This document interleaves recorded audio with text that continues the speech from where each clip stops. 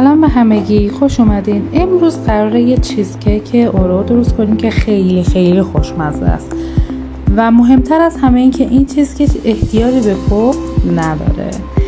تو هم بریم درستش کنیم. Let's go. اول از همه که این چیزکیک از 4 لایه تشکیل شده. لایه اول لایه بیسکویتی اورئو ما هست، لایه دوم گاناش شکلاتی، کرم پنیری و گاناش که برای درست کردن قسمت بیسکویتیمون به 170 گرم بیسکویت اورئو 60 گرم کره احتیاج داریم که بیسکویت ها رو می‌ریزیم توی مخلوط کن حدود 20 ثانیه میکس بشه.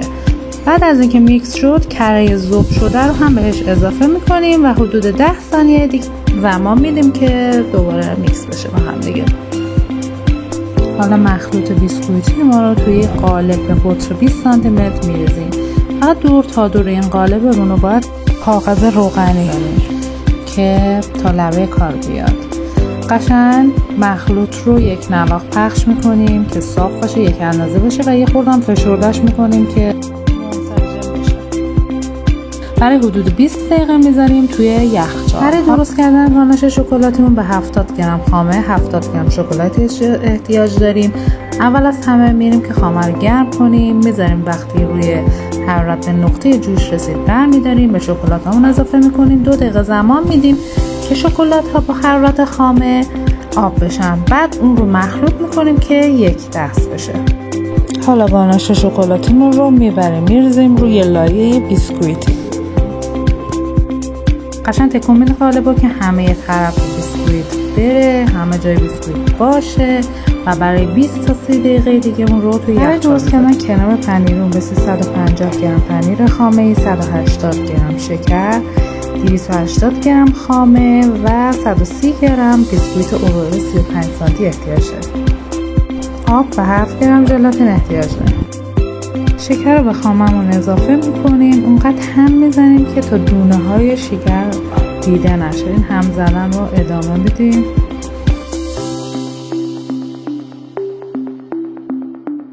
خامه رو اضافه میکنیم به مخلوطمون و باز هم به هم زدن ادامه میدیم.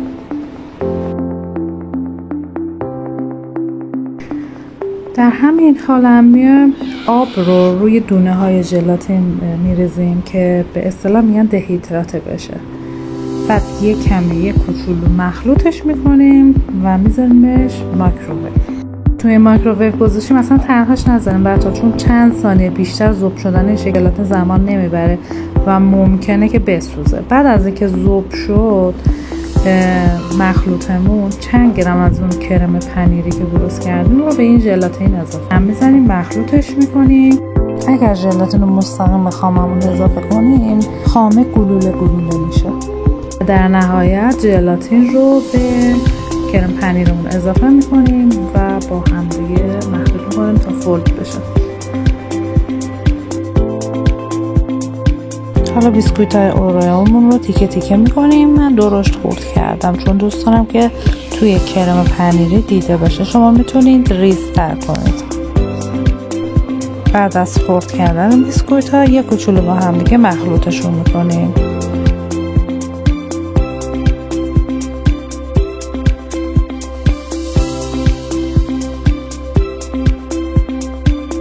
مخلوط رو توی قالب میریزیم با لیسک یا قاشق یا هر چیزی. اون رو قشنگ پخش میکنیم تا یک نواخت و صاف بشه.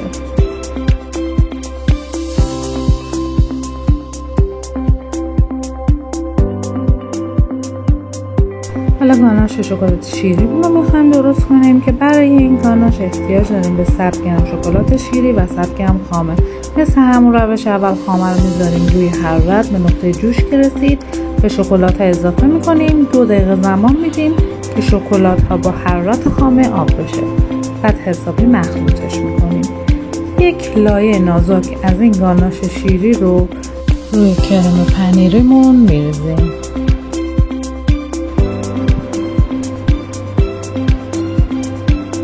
با قاشق بچه‌ها قاشق میگیره زیر گاناش که اون لایه پنیری ما خراب نشه، سوراخ نشه.